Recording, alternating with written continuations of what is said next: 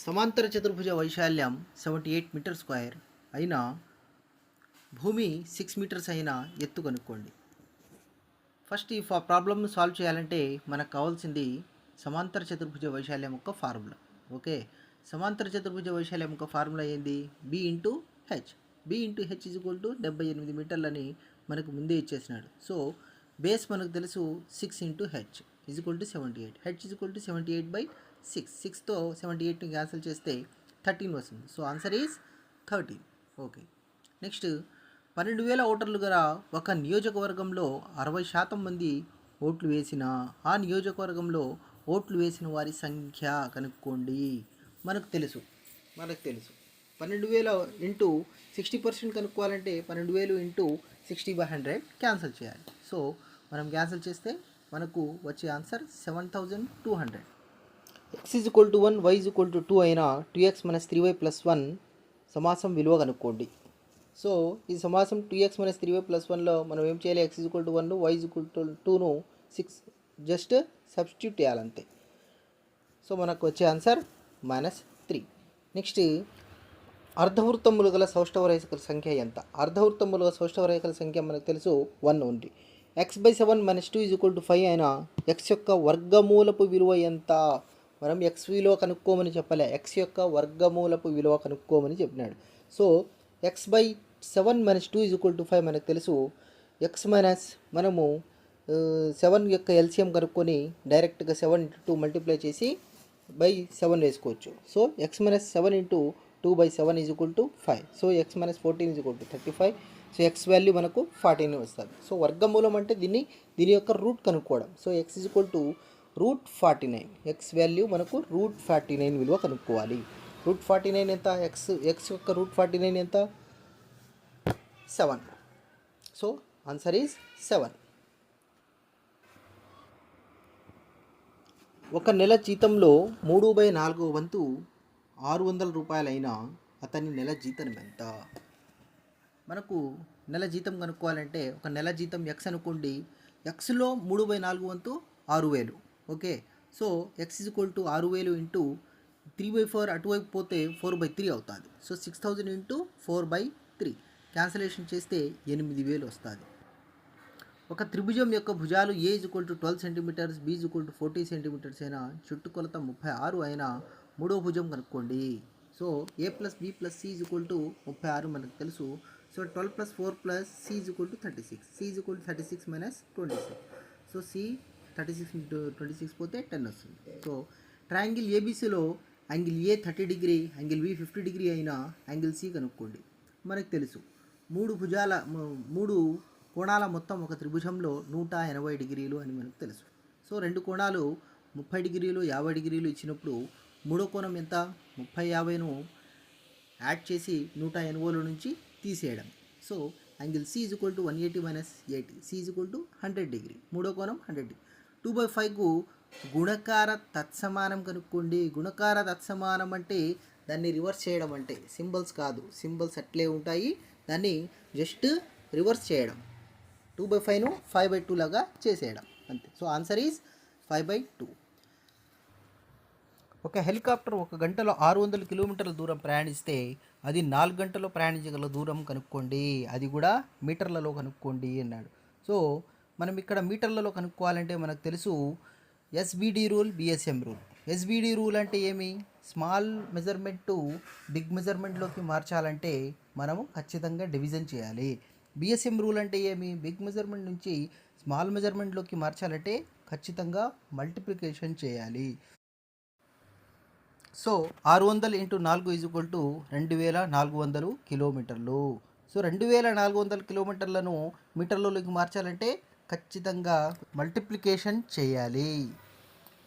72 notebooks ఉన్నాయి. ప్రతి విద్యార్థికి 4 నోట్బుక్స్ ఇచ్చిన ఆ తరగతిలో విద్యార్థులు ఎంతమంది? అంటే చాలా సింపుల్ అండి.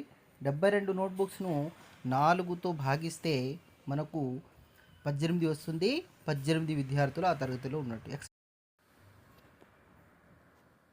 x⁴ y³ - 2xy + y⁴ సమాసం యొక్క పరిమాణం కనుక్కోండి. సమాసం యొక్క పరిమాణము x⁴ 4 y cubed x power 4 + 3 = 7. So పరిమాణం = 7. 190 గ్రాములకు కిలోగ్రాములలో వ్యక్తపరచడం. 190 గ్రాములు ఇప్పుడే చెప్పాను నేను. SBD BSM rule, SBD rule, BSM. ఇక్కడ స్మాల్ మెజర్మెంట్ కాబట్టి ఖచ్చితంగా స్మాల్ మెజర్మెంట్ నుంచి బిగ్ మెజర్మెంట్లోకి మార్చాలంటే 1000 డివిజన్ చేయాలి. దేంతో? ఆ డిఫరెన్స్ ఏదైతే ఉందో దాంతో డివిజన్ చేయాలి. 1000. So 190/1000 = how much? 0.190. So answer is 0.190. రెండు పూర్ణ సంఖ్యల మొత్తం -300 అయినా అందులో ఒకటి 60 అయినా రెండుతో కనుక్కోండి. రెండు పూర్ణ సంఖ్యల మొత్తం x + 60 = -300 లాగా రాసుకోవచ్చు. x = -300 - 60. -300 - 60 -360. So answer is -360. మొదటి 5 సరి సంఖ్యల అంకమధ్యమం కనుక్కోండి. అంకమధ్యమానికి ఫార్ములా తెలుసు, రాసుల మొత్తం బై రాసుల సంఖ్య. సో మొదటి 5 సరి సంఖ్యలు ఏవి? 2, 4, 6, 8, 10/5. So 30/5. 6 5 6 30. So answer is 6. Triangle ఏబిసిలో ఏబి = బీసీ = ఏసీ అయిన ఆ త్రిభుజం ఏది? మనకు తెలుసు, సమబాహు త్రిభుజము. నెక్స్ట్ 12, 16, 20ల యొక్క కసాగు కనుక్కోండి. మనకు తెలుసు కసాగు ఎట్లా చేయాలనో. 4తో మనము కసాగు చేయొచ్చుడ. 4 3 12, 4 4 16, 4 5 20. సో 4 × 3 × 4 × 5 240. So answer is 240. చతురస్ర వైశాల్యం 1849 అయిన సెంటీమీటర్² అయినా దాని చుట్టుకొలత ఎంత? మనకు తెలుసు చతురస్ర వైశాల్యానికి ఫార్ములా a². a² = 1849. 1849కు రూట్ కనుక్కుంటే 43 వస్తుంది. చుట్టుకొలత formula 4 × a. So 4 × 43. 4 × 43 = 172. So answer is 172.